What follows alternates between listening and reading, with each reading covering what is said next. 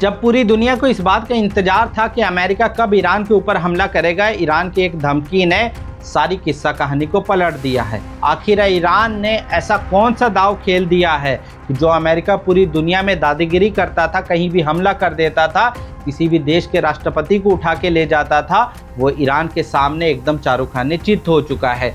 जो ख्वाब देख रहा था अमेरिका कि खामनेई को वो उठा कर ले जाएगा, वो ईरान के सामने सरेंडर कर चुका है।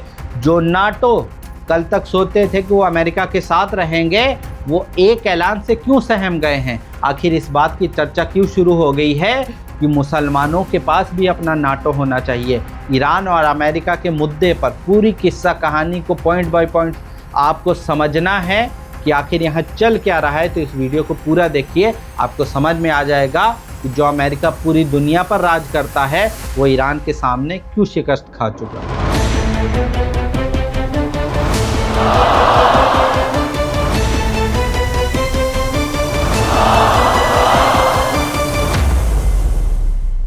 तो किस्सा कहानी यह है कि जब पूरी दुनिया को इस बात का इंतजार था कि जो अमेरिका पूरी दुनिया में दादागिरी दिखाता है, वो कब ईरान पर हमला करेगा, ईरान को कब बर्बाद कर देगा, जो इस्लामिक रेवोल्यूशन की बातें करता है। पूरी दुनिया को इस बात का इंतजार था कि आखिर ईरान, जिसको पूरा गल्फ अपने लिए थ्रेट समझता है, यूरोपियन कंट्रीज भी अच्छे से उसके साथ ताल्लुकात नहीं रखती, अमेरिका तो खैर उसे अपना दुश्मन मानता ही है क्योंकि वहाँ पर पपेट गवर्नमेंट नहीं है। आखिर उसने अमेरिका को पीछे हटने पर कैसे मजबूर कर दिया। इस वीडियो को शुरू से लेकर आखिर तक देखिए। मैं आपको 6 पॉइंट के अंदर इस बात को पूरी तरीके से समझा दूंगा कि आखिर ऐसा क्या हुआ कि जो विश्व शक्ति अमेरिका अपने आप को छुट्टा सांड समझ के कहीं भी पहुंच जाती थी, वो वापस आने को मजबूर हो गई। सबसे पहला पॉइंट कि जब ईरान और अमेरिका दोनों एक साइड से लड़ने के लिए पूरी तरीके से तैयार थे, आखिर ऐसा क्या हुआ? आखिर आसमान के अंदर ऐसा क्या देखा गया कि अमेरिका पीछे आ चुका है? आखिर जो अमेरिका सोचता था कि हम ईरान को एकदम तबाह कर देंगे, वेनेजुएला की तरह यहाँ पर भी राष्ट्रपति को उठा ले जाएंगे, खामनेई के साथ कुछ भी कर देंगे, वो यहाँ पर बैकफुट पे क्यों चला गया? जो ईरान अमेरिका को सीधे सीधे लाल आंखें दिखा रहा था, उस ईरान ने इस पूरे जंग के अंदर जो होने वाली थी, बाकायदा रूस और चाइना की एंट्री करवा दी। चाइना के वो बम्बार्डमेंट, वो लड़ाकू विमान जैसे ही ईरान के एयर स्पेस में दिखाई दिए, अमेरिका पूरी तरीके से सहम गया। जो अमेरिका छुट्टे सांड की तरह कहीं भी पहुंच जाता था, जो अमेरिका अपने आप को दादागिरी के रूप में ले जाता था, कहीं भी बम बरसा देता था, उसने जैसे ही देखा कि ईरान के एयर स्पेस के अंदर चाइना के वो हैवी मिलिट्री इक्विपमेंट्स मौजूद हैं, वो बड़े बड़े एयरक्राफ्ट मौजूद हैं, उन्होंने उस एयर स्पेस को इस्तेमाल करना शुरू कर दिया है। अमेरिका को लगा सब कुछ सही नहीं है। सबसे बड़ा उसका दुश्मन रूस ने भी वाइल्ड कार्ड एंट्री कर ली। रूस ने भी अपने पूरी जंगी हथियार, पूरी अपनी फोर्स आखिर ईरान के साथ लगा दी। उन्होंने भी बता दिया कि अमेरिका इस खित्ते के अंदर जैसा चाहेगा वैसा नहीं कर सकता।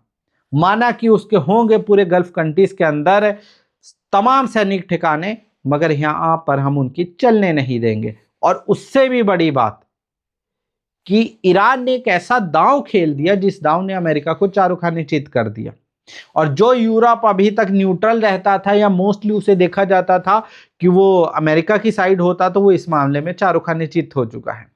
नाटो, जो यूरोप की सबसे बड़ी ताकत है, जिसे समझा जाता है कि अगर एक कंट्री के ऊपर हमला किया जाएगा तो तमाम कंट्रियों के ऊपर हमला होगा, आखिर ईरान ने एक ऐसा दांव खेल दिया जिस दांव ने सब चीजों को पलट दिया। तमाम गल्फ कंट्री अमेरिका की एलाई हैं, इसके बावजूद उनको हमेशा इस बात का खतरा रहता है कि कहीं अमेरिका हमारे साथ कुछ ना कर दे। जैसे ईरान ने कहा कि मुस्लिम नाटो भी होना चाहिए, अमेरिका के कान खड़े हो गए और तमाम गल्फ कंट्री जिन्होंने एयरबेस बना रखे हैं, सैन्य अड्डे बना रखे हैं, वो भी इस मामले में ईरान के साथ आ गए।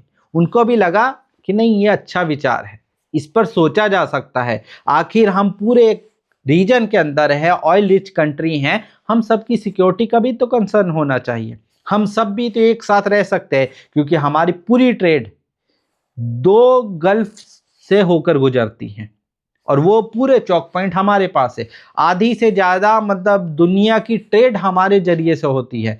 गैस की सप्लाई, तेल की सप्लाई, सारी सप्लाई हम करते हैं, मगर फ़ायदा कोई और ले जाता है। ट्रम्प चचा आते हैं, अंकल सैम आते हैं और सारी चीज़ें तहस नहस कर जाते हैं। लोगों ने देखा है इराक की बर्बादी को, लोगों ने देखा है सीरिया की बर्बादी को, लोगों ने देखा है लीबिया की बर्बादी को। अब वो नहीं चाहते कि वही बर्बादी सऊदी को देखने को मिले, वही बर्बादी ईरान को देखने को मिले। हो सकता है कि खित्ते के तौर पर ईरान और सऊदी एक दूसरे के साथ ना आए, मगर उनको भी मालूम है दोनों के लिए एक ही थ्रेट है।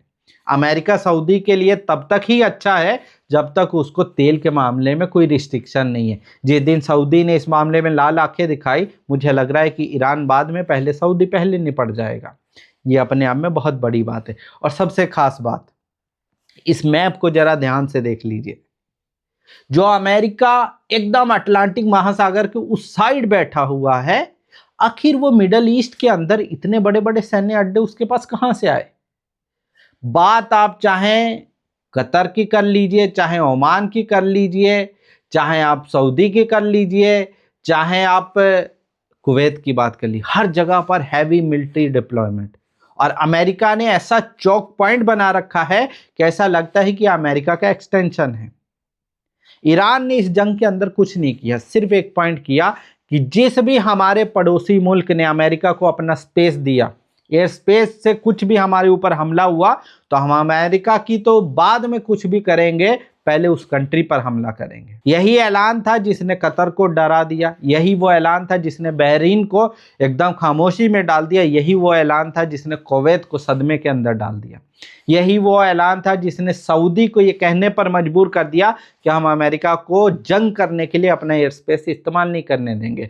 यही वो ऐलान है जिसने यमन और ओमान को ये कहने पर मजबूर कर दिया कि आप इस हमले की तरफ मत जाइएगा, वरना ये जो स्टेट है जहां से 25% तेल की सप्लाई होती है, ईरान तत्काल बंद कर देगा और हम पर हमला होगा।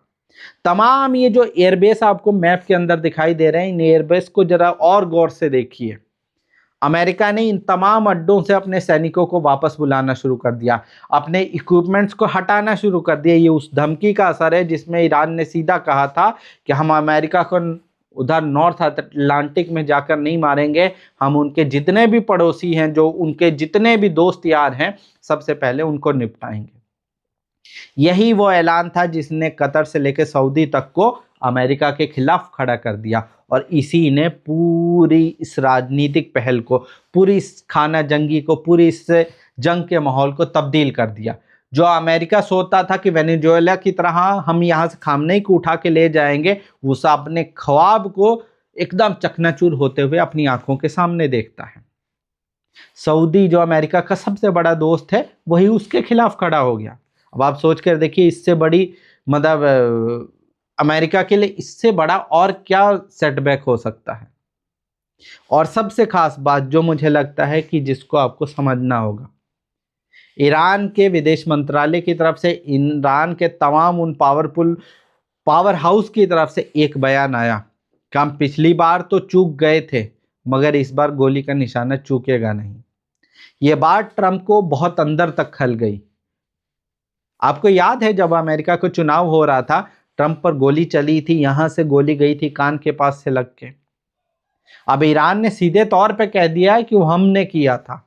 अब ईरान ने सीधे तौर पे किया है नहीं किया है, मगर उसने उसके जरिए से अपनी जंग को एकदम एक्सीलेट कर गया कि पिछली बार तो आप बच गए थे, मगर इस बार निशाना चूकेगा नहीं।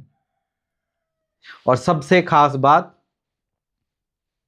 जिसको मैं बार बार कहता हूं कि जो अमेरिका अपना एक नाजायज औलाद गल्फ कंट्रियों के बीच में छोड़ रखा है, ईरान ने उसको धमकाया है। ईरान ने सीधा कह दिया है कि हम अमेरिका को कुछ नहीं कहेंगे, जीसीसी कंट्रीज को भी कुछ नहीं कहेंगे, मगर एक देश है उसको इतनी बार हिलाएंगे कि वो समझ नहीं पाएगा आखिर क्या हुआ है। यही वजह है कि अमेरिका के हमले से पहले इजराइल उसकी गोदी में पहुंच जाता और कहता है कि महाराज ये गलती मत करिएगा, वरना हमारे साथ बहुत बुरा होगा। वही इजराइल जिसको ईरान ने कुछ टाइम पहले तक इतना गोला बारूद बरसाया था, इतना धुआं धुआं किया था कि उनका जो रॉकेट साइंस थी उनकी पूरी धरी की धरी रह गई। डिफेंस सिस्टम के नाम पर वो पूरी दुनिया में अपना भौकाल मचा के रखा था, ईरान की मिसाइलों ने उस पूरे डिफेंस सिस्टम की ऐसी तैसी फेर दी थी। सोच कर देखिए पूरी किस्सा कहानी। ट्रंप चचा आए थे एकदम वाइल्ड कार्ड एंट्री लेकर, अरे हम ईरान की ऐसी तैसी कर देंगे, वेनेजुएला की तरह यहाँ भी तख्ता पलट कर देंगे, रिजीम चेंज कर देंगे, मगर ईरान ने सब कुछ उलट दिया। ईरान ने अमेरिका को तो धमकाया, साथ में गल्फ कंट्रीज को धमकाया कि जो भी अपना एयर स्पेस देगा, जहां से भी हम पर हमला होगा, सबसे पहले हम उसे तबाह करेंगे। और ये जहां से 25% तेल और गैस की सप्लाई होती है, ये तो बंद होकर ही रहेगा। तमाम यूएई, सऊदी, कतर सब सदमे में आ गए। वहीं दूसरी तरफ इजराइल को धमकी दी कि तुम तो एक बार हमें हमला करोगे, तुम तो एक बार हमें डराओगे, तुम तो एक बार हमें सिर्फ हमला कर पाओगे, हम कितनी दफा तुम्हें डराएंगे, कितनी बार हिलाएंगे, तुम उसका अंदाजा नहीं लगा सकते। तो सोच कर देखिए निष्कर्ष क्या है। निष्कर्ष यह है कि जो अमेरिका चौधरी बन के दादागिरी के दम पर पूरी दुनिया में कहीं भी बम बरसाता था, कब्जा कर लेता था, वो ईरान के मामले में एक बार फिर से हार चुका है। अमेरिका जो अपने आप को वर्ल्ड पावर कहता है, विश्व शक्ति कहता है, वो ईरान से चारों खाने चित हो चुका है। चाहे कूटनीति की बात करिए, चाहे जंगी मैदान की बात करिए, हर बार आता तो बहुत चौड़ से है, मगर चौधरी साहब हर बार बेइज्जती करवा के वापस चले जाते हैं। आप ईरान और अमेरिका के मुद्दे पर क्या सोचते हैं, अपनी राय कमेंट में जरूर बताएं, ताकि हम आपके साथ ऐसी इंफॉर्मेटिव वीडियो और भी साझा कर सकें और जो वर्ल्ड अफेयर्स है उसको बहुत आसान भाषा में आपके सामने रख सकें। और अगर आप हमारे चैनल पर नए हैं तो इस चैनल को सब्सक्राइब जरूर करिए। आपके कमेंट करने से, सब्सक्राइब करने से हमें मोटिवेशन मिलती है, ताकि हम और भी वीडियो आप तक ला सकें। धन्यवाद।